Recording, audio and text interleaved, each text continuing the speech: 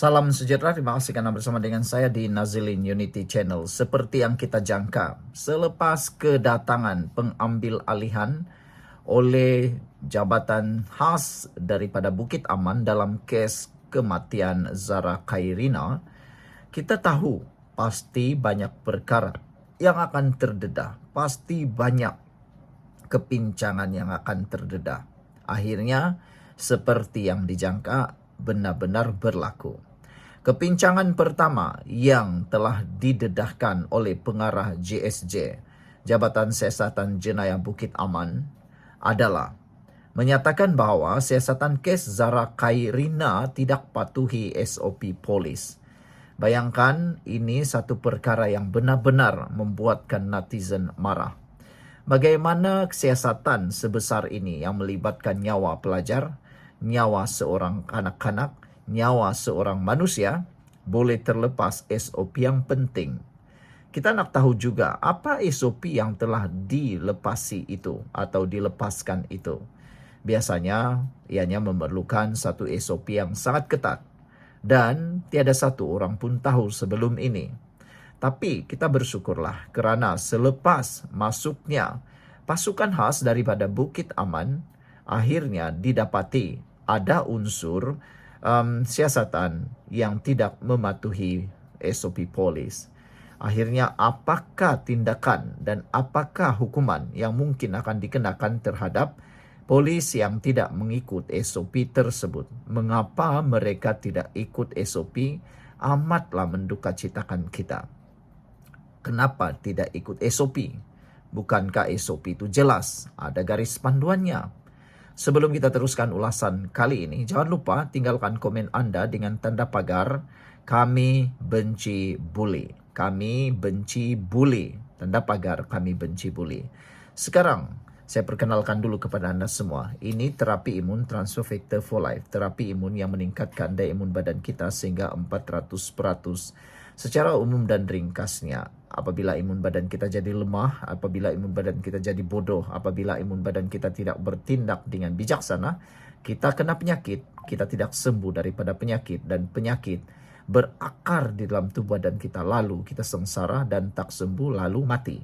Tapi dengan adanya Transfer Factor for Life, terapi imun ini, ia mendidik imun badan kita menjadi bijaksana, kuat dan seimbang. Lalu, imun badan kita tahu mana satu kawan, mana satu lawan dalam tubuh badan kita. Lalu dia akan menghapuskan akar penyakit yang bermaharajalela selama ini dalam tubuh badan kita.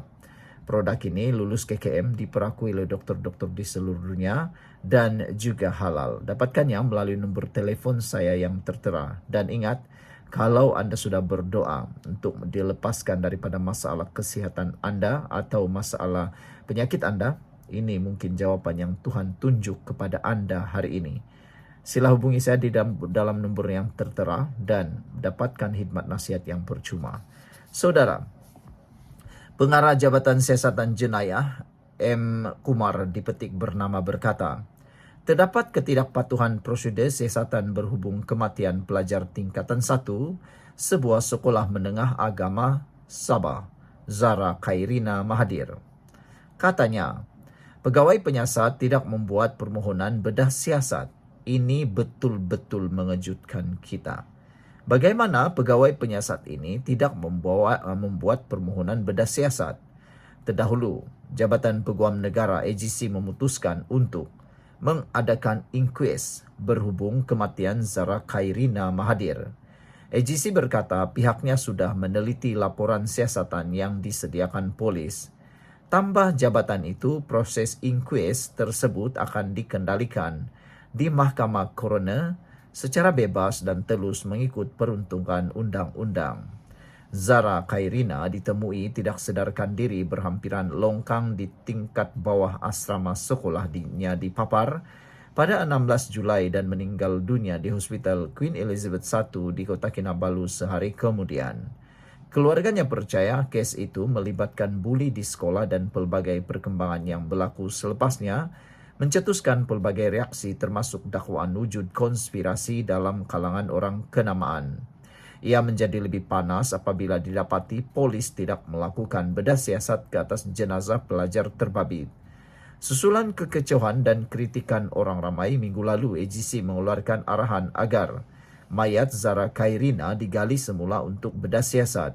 Bukit Aman kemudiannya memutuskan untuk mengambil alih siasatan dan menghantar 9 pegawai dari Jabatan Siasatan Jenayah dan ke Sabah bagi memastikan siasatan dijalankan secara menyeluruh dan telus. Kita bersyukur sekarang kerana satu demi satu rahsia, satu demi satu pendedahan kita ketahui. Sebelum kita berpisah, jangan lupa tinggalkan komen anda dengan tanda pagar solidariti untuk Zara. Kita jumpa lagi. Bye-bye. Salam sejahtera. Terima kasih kerana bersama dengan saya di Nazilin Unity Channel. Akhirnya Rafizi tampil mendedahkan 2 perkara. Identiti penyerang kepada anak beliau sebentar tadi dan juga apa punca serangan tersebut. Dalangnya mengejutkan kita semua. Rupa-rupanya dalang kepada serangan tersebut bukanlah orang biasa-biasa, bukanlah orang yang kecil, tetapi dalang ini adalah orang yang takut sangat dengan pendedahan demi pendedahan yang dibuat oleh Rafizi Ramli. Sejak akhir-akhir ini, kita tahu Rafizi lantang dalam bersuara dalam pelbagai perkara, termasuklah yang membabitkan dasar-dasar kerajaan maupun dasar negara ini. Mungkinkah kelantangan Rafizi itu telah mencungkil sakit di hati atau luka kepada orang lain? Sehingga bukan sekadar Rafizi yang diserang, tetapi anak beliau sendiri. Perbuatan ini kita sama-sama kutuk. Perbuatan ini memang tidak bermaruah. Bagaimana seorang anak kecil pula diserang? Kalau nak serang, seranglah secara profesional, kata Rafizi. Hari ini, dalangnya telah diketahui. Rafizi mendedahkan 2 perkara. Identiti dalang utama menyerang anak Rafizi dan kenapa diserang. Sebelum itu, sila tinggalkan komen anda dalam ruangan komen dengan tanda pagar kami benci pembuli, kami benci bule. Baiklah. Rafizi menyatakan jawapan kepada persoalan pertama sebentar tadi. Apa punca anak Rafizi diserang? Rafizi dedah akhirnya. Rafizi kata, dia percaya penyerang yang menyerang anak beliau itu adalah kerana ingin memberi amaran supaya Rafizi tidak lantang bersuara.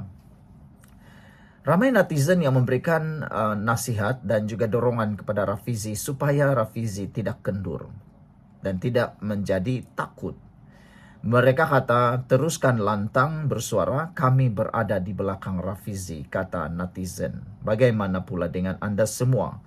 Buat tanda komen, kami benci bully. Saudara, sebelum kita teruskan ulasan ini, jangan lupa tinggalkan komen anda dan saya perkenalkan dulu kepada anda semua. Ini terapi imun Transfactor for Life, terapi imun yang meningkatkan daya imun badan kita sehingga 400%. Terapi imun ini mendidik dan menjaga serta mengimbangkan imun badan kita supaya bertindak luar biasa, kuat dan bijaksana. Secara umum dan ringkasnya, apabila imun badan kita jadi lemah, apabila imun badan kita jadi bodoh, kita tidak sembuh daripada semua jenis penyakit. Anda sebutlah penyakit dari kecil sampai yang parah, yang besar, kita tak sembuh daripada penyakit itu. Tapi dengan peningkatan daya imun badan kita, dengan imun badan kita yang bijaksana, maka imun badan kita mengetahui mana satu kawan, mana satu lawan dalam tubuh badan kita. Lalu, imun badan itulah yang menghapuskan akar penyakit dan penyakit-penyakit yang ada dalam tubuh badan kita.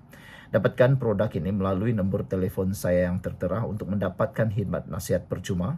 Dan produk ini lulus KKM, diperakui oleh dokter-dokter di seluruh dunia, halal. Produk ini adalah halal.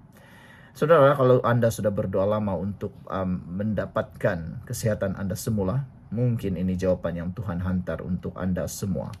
Saudara-saudara sekalian, bekas Menteri Ekonomi Rafizi Ramli percaya bahawa serangan terhadap anak lelakinya merupakan amaran kepadanya supaya tidak lantang bersuara dalam isu tertentu.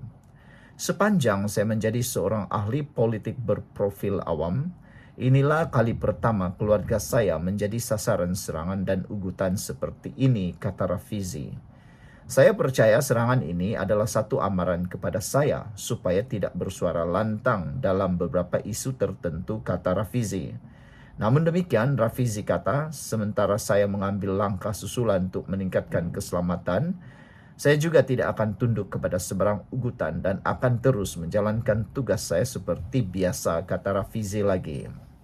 Terdahulu, Malaysia kini melaporkan anak ahli Parlimen Pandan itu diserang secara fizikal oleh orang yang tidak dikenali di kawasan parkir sebuah pusat beli belah di Putrajaya kira-kira jam 1.30 petang tengah hari sebentar tadi. Dan Rafizi juga telah pun mendedahkan identiti. Baik, jawapan kepada persoalan yang kedua. Siapa yang menyerang anak Rafizi? Rafizi telah memberitahu bahawa serangan itu dilakukan oleh 2 orang lelaki yang menaiki motosikal. Yang menyerang anak Rafizi menurut Rafizi adalah lelaki yang menaiki sebuah motosikal dan mereka berdua telah mengikori kereta isteri beliau dari jauh. Pada khidmat Rafizi, mereka telah merancang serangan tersebut lebih awal. Dan lelaki identiti mereka ini berpakaian hitam sepenuhnya, bertopi keledar dan menutup muka keseluruhannya. Mereka telah menunggu lebih awal dan bergegas menyerang anak Rafizi pada ketika yang sesuai. Dan yang lebih mengejutkan ialah senjata yang digunakan untuk menyerang Rafizi bukanlah calang-calang. Ianya menggunakan jarum suntikan. Siapa tak marah? Kalau aku pun marah juga. Bayangkanlah, jarum suntikan itu boleh saja dalam bentuk berbagai apa sekalipun.